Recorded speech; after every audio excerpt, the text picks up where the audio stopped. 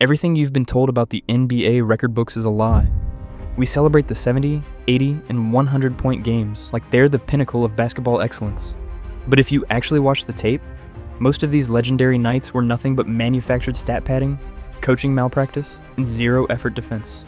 Today, we're tearing down the icons, from the 60s to the modern-day layup lines. Here's why each of the 15 highest-scoring games in NBA history are complete shams. Number 15.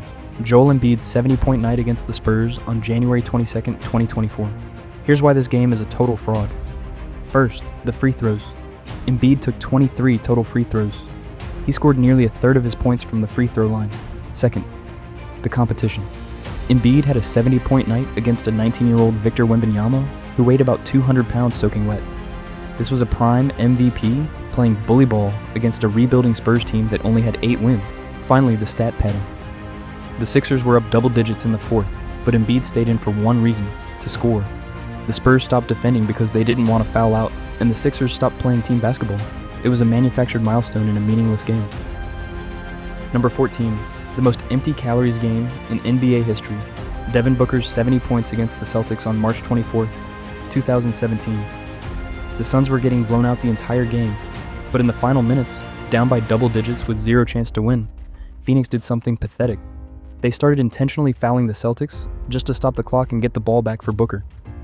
Booker scored 51 points in the second half, but almost all of it was in non-competitive minutes. The Celtics weren't even double-teaming him because they were winning comfortably. And the cherry on top? After losing by 10, the Suns posed for a locker room photo, holding up a 70 sign like they'd just won the finals.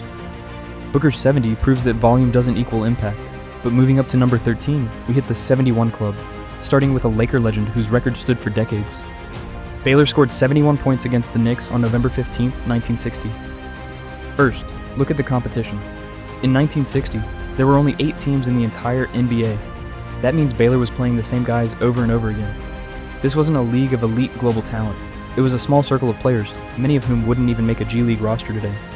Second, there is no full game footage of this performance. We are literally taking the word of a 1960s scorekeeper. In an era where statistics were often creative to help sell tickets and boost the league's profile, how do we know every bucket actually happened?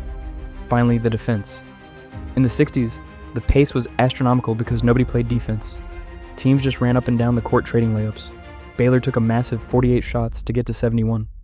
In today's game, if you give a superstar 48 shots against that defense, they're scoring 90. Baylor's 71 was a product of a tiny league in a primitive era. But moving to number 12, we're back in the modern day, where a superstar dropped 71 on one of the worst tanking teams in history. At number 12 is Damian Lillard's 71-point explosion on February 26, 2023. This game is the poster child for why modern NBA scoring is completely broken. First, look at the opponent. He did it against the 2023 Houston Rockets. This was a team actively trying to lose games for a draft pick. Scoring 71 on a team that's literally trying to lose shouldn't even be allowed in the record books. This game felt like a scrimmage. There was zero intensity, zero defensive adjustments, and zero pride from Houston. Lillard's 71 was against a tanking team. But moving to number 11, we have a 71-point game that actually should have been illegal. Let's talk about Donovan Mitchell and the lane violation that cheated the record books. Number 11. Mitchell scored 71 points against the Bulls on January 2, 2023. This is the only performance on our list that was actually confirmed to be illegal by the NBA itself. To force overtime, Mitchell intentionally missed a free throw, grabbed his own rebound, and scored.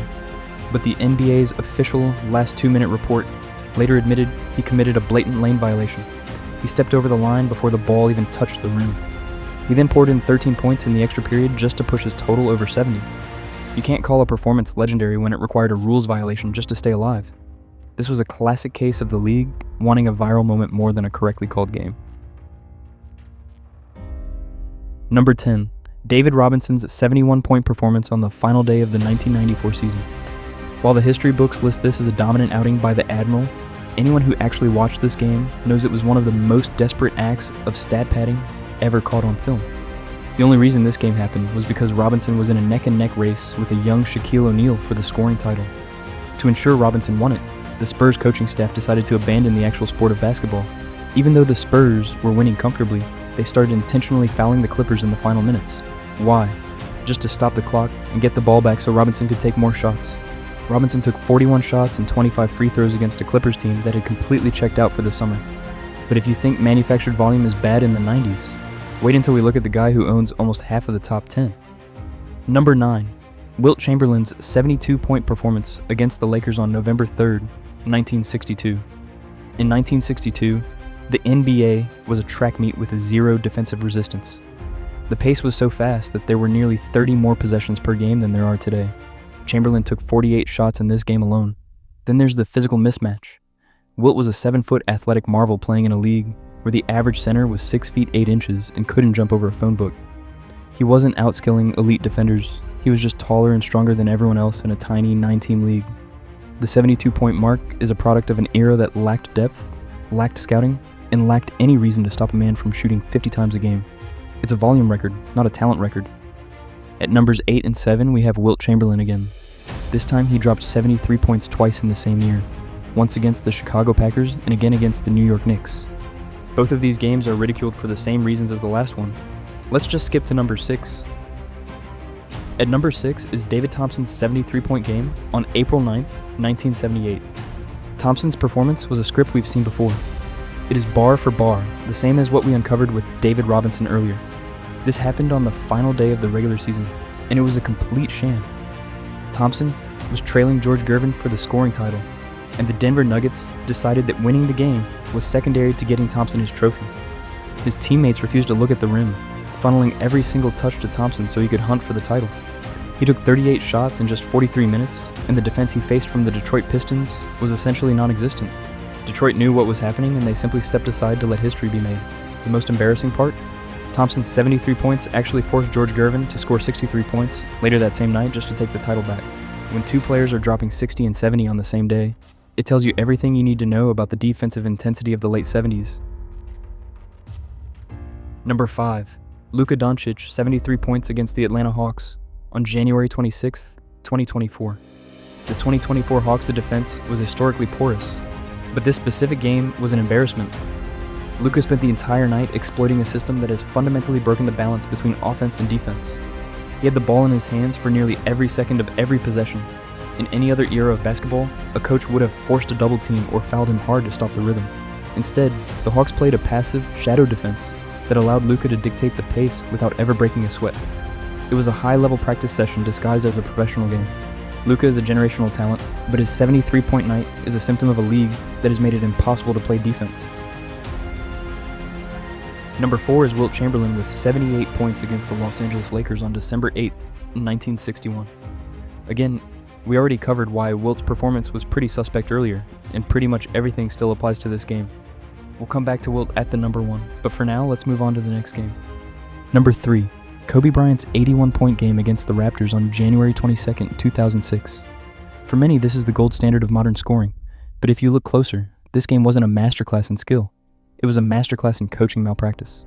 The Toronto Raptors essentially handed Kobe the record by refusing to do the one thing every middle school coach knows to do: double team the hot hand. Raptors coach Sam Mitchell famously sat on the sidelines and watched Kobe drop 55 points in the second half alone, without ever sending a second defender to trap him. It's one of the most baffling coaching decisions in the history of the sport. Then there is the volume. Kobe took 46 shots and 20 free throws. In the mid-2000s hero ball era, the Lakers' entire offensive strategy was to let Kobe shoot until his lungs burned. Critics argue that any elite volume scorer, given 46 attempts against a defense that refuses to double team, is going to flirt with 80 points. Now let's move on to possibly the most disgusting game of basketball ever played in history. The sole performance that inspired this entire video. We are of course talking about number 2, Bam Adebayo. Adebayo scored 83 points against the Washington Wizards on March 10, 2026. While the headlines called it a historic milestone that surpassed Kobe, any fan with a sense of competitive integrity knows this game was a complete sham. The real fraud of this performance happened in the fourth quarter. The Heat were leading by over 20 points, but Coach Spoelstra kept Bam in the game with one goal: passing Kobe. To get the ball back, Miami started intentionally fouling the Wizards while they were already winning by a massive margin. It was a blatant violation of the unwritten rules and a total lack of respect for the game. Bam finished with 36 made free throws on 43 attempts. 43 free throw attempts in the single game record for highest free throw attempts in NBA history. Additionally, the 2026 Wizards are statistically one of the worst defensive units in NBA history. If you give any All-Star center 43 shots and a green light against a defense that has already given up, they're going to hit 80. Bam's 83 is a product of strategic shamelessness in a league that prioritizes viral moments over actual competition. Bam had an amazing game, as did everyone on this list. However, this performance is nowhere near as impressive as the point tally makes it sound. Finally, we have reached the holy grail of NBA records. Wilt Chamberlain's 100-point game. It's the most famous number in sports, but if you actually look at the facts, this wasn't a professional basketball game. It was a manufactured circus act held in a high school gym in Hershey, Pennsylvania. First, let's address the ghost in the room. There is zero video footage of this game. In an era where the NBA was desperate for headlines, it is incredibly convenient that its greatest feat happened entirely off camera. Without tape, we are simply trusting a 1960s scorekeeper in an environment that felt more like a carnival than a league game. Second, the fourth quarter was a total farce. The Warriors were leading comfortably, yet they started intentionally fouling the Knicks just to stop the clock and get the ball back for Wilt. The game lost all competitive integrity the moment the fouls started. Then there's the free throw anomaly. Wilt was a career 50% shooter from the stripe, yet in this one game, he miraculously went 28 for 32. Skeptics have argued for decades that the rims in Hershey were either soft or the scoring was being padded to reach that triple-digit mark. Wilt's 100 is a myth built on a foundation of intentional fouls and a lack of evidence. From Embiid at 15 to Wilt at number 1, these records prove one thing: volume and stat padding will always look better in a box score than they do on the actual tape.